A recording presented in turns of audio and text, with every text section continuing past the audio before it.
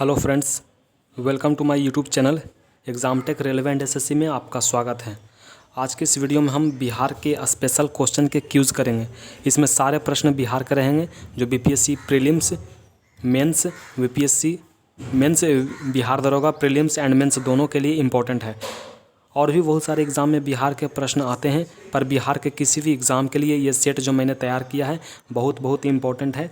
ये सेट मैं एक बुक से पढ़ा रहा हूँ जो बहुत ही इम्पोर्टेंट बुक है। इसमें सारे प्रश्न सिर्फ बिहार के ही हैं और बहुत सारे प्रतियोगिता परीक्षा में इससे प्रश्न आ चुके हैं, बहुत बार पूछे गए हैं प्रश्न।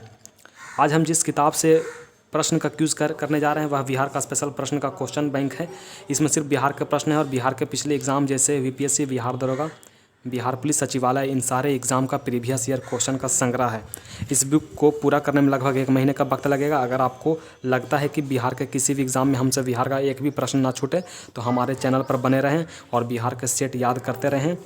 ये सेट आपको रोज़ हमारे चैनल पर मिल जाएंगे। तो वीडियो शुरू करने से पहले मेरे चैनल को सब्सक्राइब करें, लाइक करें और शेयर करें, और साथ ही अपने दोस्तों को भी शेयर करें ताकि हमें सपोर्ट हो। तो बिना किसी देर करते हुए वीडियो को शुरू करते हैं। तो फ्रेंड्स, सबसे पहले हम बिहार के इतिहास के स्रोत, सबसे फर्स्ट लेसन है बिहार के इतिहास के स्रोत के बारे में प्रश्न करते हैं। हम बिहार के इतिहास से लेकर बिहार के राजनीतिक तक के सारे क्वेश्चंस करेंगे। तो सबसे पहले हम पहला लेसन शुरू करते हैं। देखिए, इसमें पहला प्रश्न है, प्राचीन बिहार के इतिहास की जानकारी का मुख्य स्रोत क्या है। प्राचीन बिहार यानी कि पुराना बिहार के जो इतिहास का जानकारी मिला, इसका मुख्य स्रोत क्या है। तो देखिए, इसमें आंसर है डी नंबर। इसमें बगल में ही आंसर दिया है ताकि आपको परेशानी ना हो। इसमें देखिए आंसर डी नंबर है। पहला, दूसरा, तीसरा, चौथा और पाँचवा, पाँचों आंसर सही। देखिए, पाँचवा आंसर है धार्मिक ग्रंथ।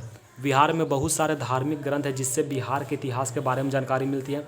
फिर है यात्रा वृतांत। यात्रा वृतांत बहुत सारे, जैसे फाहियान, हुएनसांग, ये सब चीनी यात्री हैं जो भारत आए थे, राजगृह में आए थे। तो यात्रा वृतांत से भी बिहार के इतिहास की जानकारी मिलती है। तीसरा है अभिलेख। बहुत सारे अभिलेख, शिलालेख मिले हैं जिससे बिहार के इतिहास की जानकारी मिलती है। फिर है सिक्के। बहुत सारे सिक्के भी, तांबे के सिक्के, सोने के सिक्के, चांदी के सिक्के, जिससे बिहार के इतिहास के बारे में जानकारी मिलती है। फिर पहला है भग्नावशेष। भग्नावशेष का मतलब है पुराना अवशेष। पुराने अवशेष से भी बिहार के इतिहास की जानकारी मिलती है। तो देखिए, इसमें आंसर भग्नावशेष, यात्रा वृतांत, अभिलेख, सिक्का, धार्मिक ग्रंथ, ये पाँचों से बिहार के इतिहास की जानकारी मिलती है। देखिए, दूसरा प्रश्न है, प्राचीन पाटलिपुत्र के संबंध में जानकारी के स्रोत हैं। तो जानकारी के स्रोत है इसमें उपर्युक्त सभी, भग्नावशेष, धार्मिक ग्रंथ, यात्रा वृतांत। प्राचीन पाटलिपुत्र, ऊपर का प्रश्न था प्राचीन बिहार और नीचे का प्रश्न है प्राचीन पाटलिपुत्र। पाटलिपुत्र भी बिहार में आते हैं, तो चाहे बिहार हो या पाटलिपुत्र हो, इसमें जो जानकारी इतिहास का मिलता है सारे चीज़ से मिलता है। भग्नावशेष, धार्मिक ग्रंथ, यात्रा वृतांत, तीनों से मिलता है। इसका आंसर डी है, उपर्युक्त सभी। अगला प्रश्न है, बिहार में मौर्यकालीन अभिलेख प्राप्त हुए हैं। तो बिहार में जो मौर्य काल का जो अभिलेख प्राप्त हुआ बिहार में, वह कहाँ से प्राप्त हुआ है। तो इसका आंसर है सी नंबर। सी नंबर में दूसरा, तीसरा, चौथा और पाँचवा, पहला आंसर छोड़कर। तो देखिए, बिहार में जो मौर्य काल का अभिलेख प्राप्त हुआ है वह लौरिया, एक जगह का नाम है लौरिया, जहाँ लौरिया अरेराज से प्राप्त हुआ है। तीसरा है लौरिया नंदनगढ़, लौरिया अरेराज, लौरिया नंदनगढ़, और चौथा है सहसराम से, पाँचवा है रामपुरवा। ये बिहार का एक स्थल है जहाँ से बिहार के मौर्यकालीन अभिलेख प्राप्त हुए। लौरिया अरेराज से, लौरिया नंदनगढ़ से, सहसराम से और रामपुरवा से बिहार में मौर्यकालीन अभिलेख प्राप्त हुए हैं। अगला प्रश्न है, अशोक का लघु शिलालेख प्राप्त हुआ है। अशोक का लघु शिलालेख प्राप्त कहाँ से हुआ है। तो सहसराम से। अशोक का जो लघु शिलालेख है वह सहसराम से प्राप्त हुआ है। अगला प्रश्न है, बिहार से प्राप्त मौर्यकालीन अभिलेखों की भाषा क्या है। तो प्राकृत भाषा। बिहार में जो मौर्यकालीन अभिलेख प्राप्त हुआ है वह प्राकृत भाषा में उकेरित है, प्राकृत भाषा में लिखा हुआ अभिलेख में। अगला प्रश्न है, बिहार से प्राप्त मौर्यकालीन अभिलेखों की लिपि क्या है। तो बिहार से जो मौर्यकालीन का अभिलेख प्राप्त हुआ है उसकी लिपि क्या है। ऊपर का प्रश्न था भाषा और नीचे का प्रश्न है लिपि। तो प्राकृत भाषा में मौर्यकालीन अभिलेख प्राप्त हुआ है और लिपि जो है ब्राह्मी लिपि। अगर आपसे लिपि पूछे तो ब्राह्मी लिपि टिक कीजिएगा, और अगर आपसे पूछे कि मौर्यकाल का जो अभिलेख है वह किस भाषा में मिला है तो प्राकृत भाषा में। अगर लिपि पूछे तो ब्राह्मी और भाषा पूछे तो प्राकृत। देखिए, अगला प्रश्न है, बिहार में मौर्यकालीन अभिलेख किस स्थान से प्राप्त नहीं हुए हैं। तो पाटलिपुत्र ऊपर का प्रश्न था, जिसमें लौरिया अरेराज सहसराम और लौरिया नंदनगढ़ से मिला था, पाटलिपुत्र से नहीं मिला था। वही क्वेश्चन अब यहाँ पर रिपीट हो गया। तो पाटलिपुत्र से मौर्यकालीन अभिलेख प्राप्त नहीं हुए थे। अगला प्रश्न है, मौर्यकालीन स्थापत्य कला के साक्ष्य प्राप्त हुए हैं। मौर्यकाल का जो स्थापत्य कला है वह उसका साक्ष्य कहाँ से प्राप्त हुआ है? तो उपर्युक्त सभी से, पाटलिपुत्र से भी प्राप्त हुए हैं, वरावर से भी प्राप्त हुए हैं और राजगीर, तीनों से प्राप्त हुए हैं। तो पाटलिपुत्र, वरावर, राजगीर तीनों से प्राप्त हुए, इसी का आंसर है उपर्युक्त सभी। अगला प्रश्न है, बिहार पर गढ़वालों के आधिपत्य का प्रमाण मिलता है। बिहार पर गढ़वालों का शासन था, तो इसका क्या प्रमाण है, कहाँ से प्रमाण मिला है? तो मनेर तामपत्र, मनेर तामपत्र से बिहार पर गढ़वालों का आधिपत्य था, ऐसा प्रमाण मिला है मनेर तामपत्र से। अगला प्रश्न, बिहार के किस तुर्क राजवंश के अभिलेख प्राप्त हुए हैं? अगला प्रश्न है, बिहार के किस तुर्क राजवंश के अभिलेख प्राप्त हुए? तो बिहार में एक तुर्क राजवंश, तुर्की का राजवंश, उसका अभिलेख प्राप्त हुआ। बिहार के किस स्थान से किस तुर्क राजवंश का अभिलेख प्राप्त हुआ है? तो तुगलक वंश का अभिलेख बिहार में प्राप्त हुआ है, यानी कि तुगलक वंश, तुर्क राजवंश का अभिलेख बिहार में प्राप्त हुआ है। अगला प्रश्न है, बिहार के किस क्षेत्र के संबंध में बासाती नूल उन्स एक मूल्यवान स्रोत है? तो तिरहुत, बिहार के किस क्षेत्र के संबंध में? बिहार, तिरहुत बिहार में पड़ता है, बिहार का एक क्षेत्र है तिरहुत, जहाँ से बासाती नूल उन्स एक मूल्यवान स्रोत है। बासाती नूल उन्स एक मूल्यवान स्रोत है, बिहार के तिरहुत क्षेत्र से मिला है। बिहार आने वाले महत्वपूर्ण चीनी यात्री का नाम क्या है? तो बिहार आने वाले महत्वपूर्ण चीनी यात्री कौन कौन है? देखिए इसमें सारे आए थे, इत्सिंग भी बिहार आए थे, फाहियान भी बिहार आए थे और युआन च्वांग भी बिहार आए थे। तो तीनों आए थे बिहार, महत्वपूर्ण चीनी यात्री है। तो इसका नाम है फाहियान, दूसरा युआन चांग और तीसरा इत्सिंग, उपर्युक्त सभी। अगला प्रश्न है, मुगल काल में बिहार आने वाला प्रथम विदेशी यात्री था। मुगल काल का सबसे पहला विदेशी यात्री जो बिहार आया था तो मुल्ला तकिया, मुगल काल का प्रथम विदेशी यात्री था जो बिहार आया था, मुल्ला तकिया। अगला प्रश्न है, निम्नलिखित यूरोपीय यात्रियों में कौन बिहार नहीं आया था?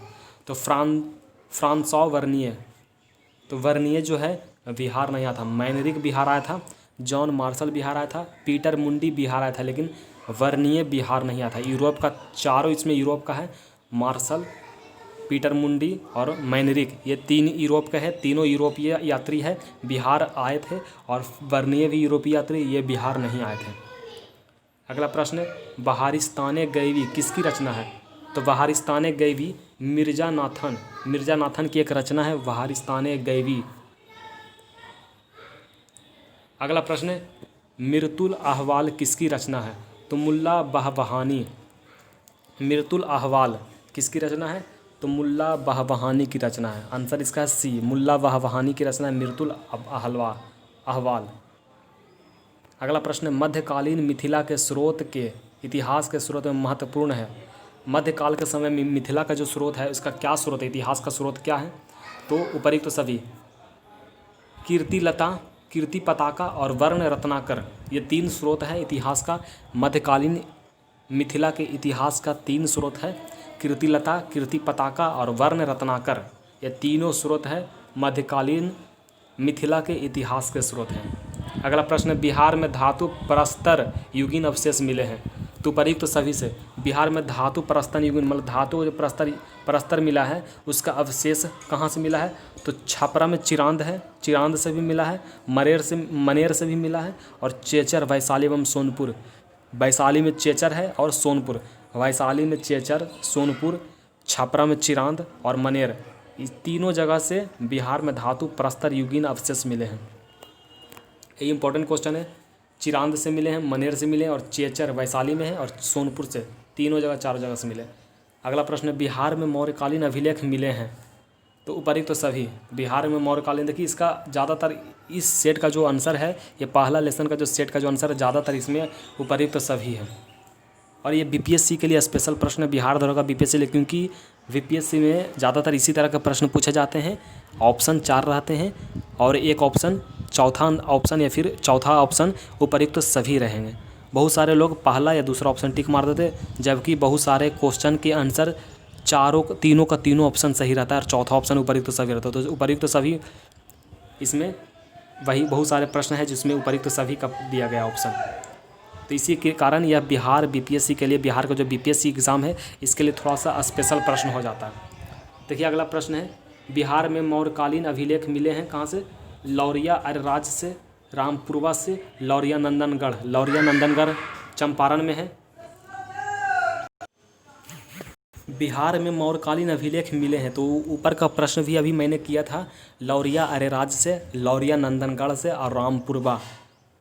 तो देखिए लौरिया अरेराज चंपारण में है, लौरिया नंदनगढ़ भी चंपारण में और रामपुरवा चंपारण में, तीनों चंपारण में। तो तीनों से बिहार के मौर्यकालीन अभिलेख मिले। अगला प्रश्न है 20 नंबर, बिहार के गया जिले के अपसढ़ से, बिहार के गया जिले में एक अपसढ़ है, जगह का नाम है, स्थान है, वहाँ से प्राप्त अभिलेख में किस राजवंश के बारे में जानकारी मिली है? तो परवर्ती गुप्त वंश। बिहार में जो गया जिला है, गया जिला में एक अपसढ़ है, तो बिहार के गया जिला के अपसढ़ एक स्थान है, वहाँ से एक अभिलेख प्राप्त हुआ है। उस अभिलेख में परवर्ती गुप्त वंश का जानकारी मिलता है। देखिए अगला प्रश्न, बिहार प्रांत की आरा से, आरा बिहार में है, आरा से प्राप्त देव वर्णांक का लेख तथा शाहपुर, पटना में शाहपुर है, शाहपुर एवं मंदर बांका में है, शाहपुर एवं मंदर से प्राप्त लेखों में जानकारी मिलती है। तो क्या जानकारी मिलती है? परवर्ती गुप्त वंश के बारे में। तो देखिए बिहार के गया जिला के अपसढ़ स्थान से भी परवर्ती गुप्त का जानकारी मिलता है, और बिहार प्रांत के आरा जिला, आरा में देववर्णांक का लेख तथा शाहपुर एवं मंदर बांका से प्राप्त जो लेख मिला है उसमें भी परवर्ती गुप्त वंश की जानकारी मिलता है। देववर्णांक के अभिलेख में परवर्ती गुप्त शासक देवगुप्त, देववर्णांक का जो अभिलेख है उसमें परवर्ती गुप्त शासक देवगुप्त का वर्णन है, विष्णुगुप्त का एवं जीवित गुप्त द्वितीय का नाम मिलता है। ये 1 2 3 तीनों का नाम मिलता है, देवगुप्त, विष्णुगुप्त एवं जीवित गुप्त द्वितीय का नाम मिलता है। परवर्ती गुप्त के शासक थे ये देववर्णांक के अभिलेख में। अगला प्रश्न है, पाल शासकों के बारे में जानकारी मिलती है, इसका आंसर है उपर्युक्त सभी। तो पाल शासकों के बारे में जानकारी कहाँ से मिलती है? पाल शासकों के बारे में जानकारी मिलती है कहाँ से? तो देवपाल के मुंगेर अभिलेख से, मुंगेर अभिलेख से भी प्राप्त होता है पाल शासक के बारे में जानकारी, देवपाल के मुंगेर अभिलेख से। नारायण पाल के भागलपुर ताम्रपत्राभिलेख से, नारायण पाल के भागलपुर ताम्रपत्र अभिलेख से ही प्राप्त होता है। महिपाल प्रथम के नालंदा एवं मुजफ्फरपुर अभिलेख से ही प्राप्त है, यानी कि इसमें आंसर उपर्युक्त सभी है। देवपाल के मुंगेर अभिलेख से भी पाल शासक का वर्णन मिलता है, नारायण पाल का भागलपुर ताम्रपत्राभिलेख से भी मिलता है, और महिपाल प्रथम के नालंदा एवं मुजफ्फरपुर अभिलेख से भी मिलता है। अगला प्रश्न है, बिहार के लिए सर्वाधिक प्राचीन साहित्यिक स्रोत है। तो बिहार के लिए जो सबसे पुराना प्राचीन साहित्यिक स्रोत क्या है? अथर्ववेद। अथर्ववेद से बिहार का सर्वाधिक प्राचीन साहित्यिक स्रोत है। अगला प्रश्न है, बिहार में स्थित महाजनपदों के बारे में जानकारी मिलती है। तो अंगुत्तर निकाय से बिहार में जितने भी महाजनपद थे, बिहार में स्थित महाजनपद, तो उसी के बारे में जानकारी जो है अंगुत्तर निकाय से मिलती है। ये इंपॉर्टेंट प्रश्न है। अगला प्रश्न है 25 नंबर, नालंदा के सरायटीला में उत्खनन से प्राप्त हुआ है। तो पाल काल का बौद्ध विहार, नालंदा का जो सरायटीला जगह है, सरायटीला नालंदा में है, जो राजगीर में पड़ता है। राजगीर के नालंदा में सरायटीला एक जगह है, वहाँ से उत्खनन करने पर पाल काल का जो अभी मैंने एक प्रश्न पढ़ा था, पाल काल का देवपाल, तो पाल काल का बौद्ध विहार का वर्णन मिलता है, बिहार के बारे में जानकारी मिलता है। अगला प्रश्न, बौद्ध साहित्य विनय पिटक एवं दीर्घ निकाय से जानकारी मिलती है किसकी? तो उपर्युक्त ए और बी दोनों के बारे में। मगध के राजतंत्र एवं वैशाली के गणतंत्र के बारे में।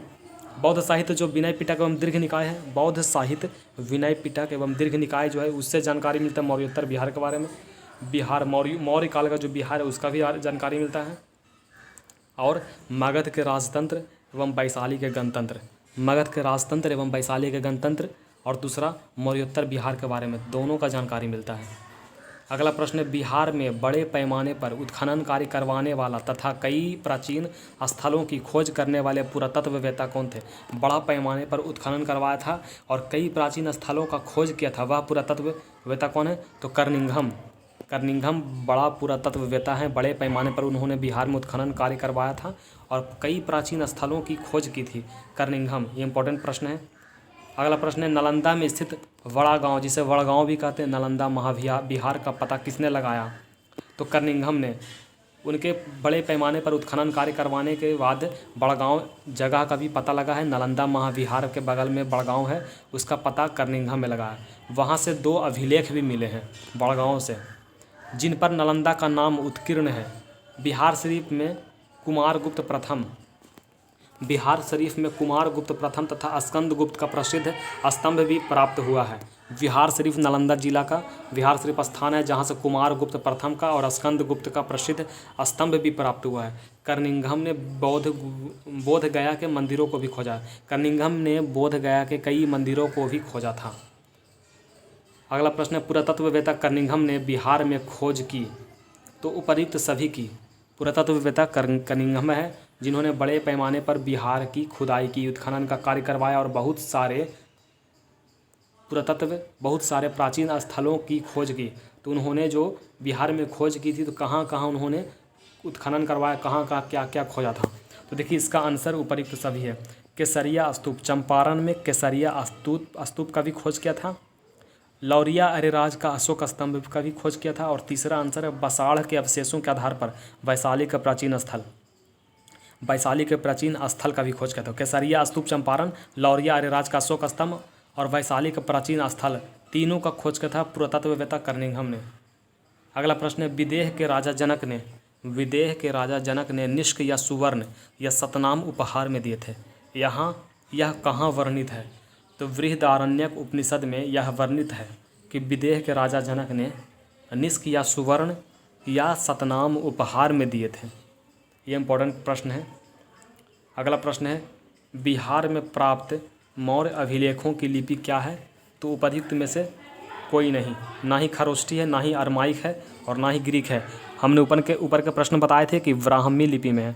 तो खरोष्ठी, अरमाइक और ग्रीक कोई भी लिपि नहीं, ब्राह्मी लिपि में बिहार का जो मौर्यकालीन अभिलेख है वह ब्राह्मी लिपि में है। अगला प्रश्न है, बिहार से प्राप्त पहला द्विभाषी अभिलेख किस मध्यकालीन शासक से संबंधित है? तो शेरशाह से। बिहार में जो पहला द्विभाषी अभिलेख है वह मध्यकालीन शासक से संबंधित है, शेरशाह मध्यकाल का शासक है। बिहार से पहला द्विभाषी अभिलेख प्राप्त हुआ है, वह शेरशाह से संबंधित है। तो बिहार से प्राप्त पहला द्विभाषी अभिलेख किस मध्यकालीन शासक से संबंधित है? तो इसका आंसर है शेरशाह। अगला प्रश्न, वह पहला मुगल शासक कौन था जिसके अभिलेख बिहार में मिले हैं? तो अकबर एक पहला मुगल शासक है जिसका अभिलेख बिहार में मिला। अकबर का अभिलेख बिहार में मिला है, पहला मुगल शासक था। अगला प्रश्न है, बौद्ध धार्मिक साहित्य में कौन ग्रंथ प्राचीन बिहार के इतिहास के संबंध में जानकारी के स्रोत हैं? तो दीर्घ निकाय। बौद्ध धार्मिक साहित्य में कौन ग्रंथ? बौद्ध धर्म का साहित्य ग्रंथ है दीर्घ निकाय, जिससे बिहार के इतिहास के संबंध में जानकारी मिलती है। तो इसका आंसर है दीर्घ निकाय। अगला प्रश्न है, सियर उल मुताखरीन की रचना किसने की? तो गुलाम हुसैन तबतबाई। सियर उल मुताखरीन की रचना किसने की? तो गुलाम हुसैन तबतबाई। इसका आंसर है गुलाम हुसैन तबतबाई। अगला प्रश्न है, मध्यकालीन बिहार से संबंधित इन स्रोतों को सही सुमेलित करें। तो पहला ऑप्शन है रियाज उस सलातीन, दूसरा है तारीख़ शेरशाही, तीसरा है वकीयात मुस्ताखी, चौथा है अपसनाए शाह, पाँचवा है बसातिनुल उन्स। देखिए इसका आंसर है वी नंबर। तो रियाज उस सलातीन का आंसर है गुलाम हुसैन सलीम। यह रचना है रियाज उस सलातीन रचना है, इसके रचनाकार हैं गुलाम हुसैन सलीम। फिर दूसरा है तारीख़ शेरशाही, इसके रचनाकार है अब्बास सरवानी। तारीख़ शेरशाही का रचनाकार है अब्बास सरवानी।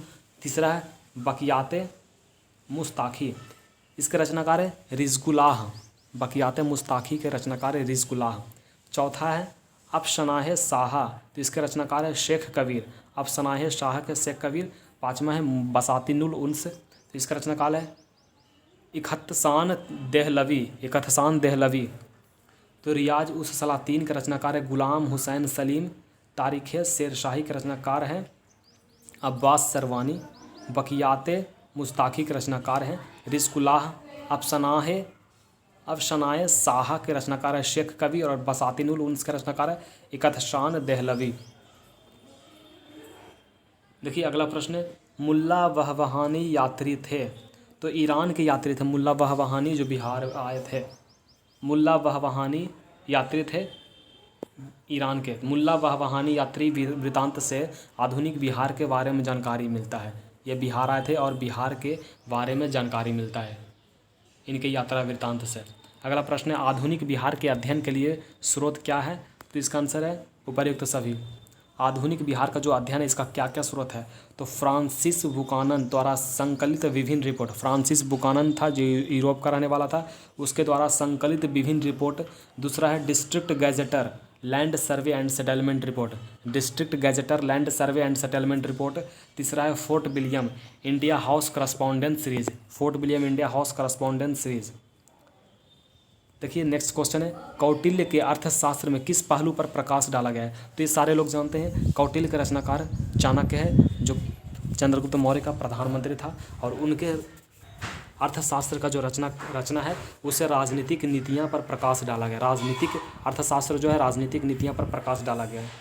अगला प्रश्न है, अपसड़ जो गया जिला का एक स्थान है अपसड़, वहाँ से जो प्राप्त एक मंदिर का भग्नावशेष प्राप्त हुआ है, मतलब पुराना अवशेष मंदिर का प्राप्त हुआ है। इसके दीवारों पर कथा दृश्य अंकित है।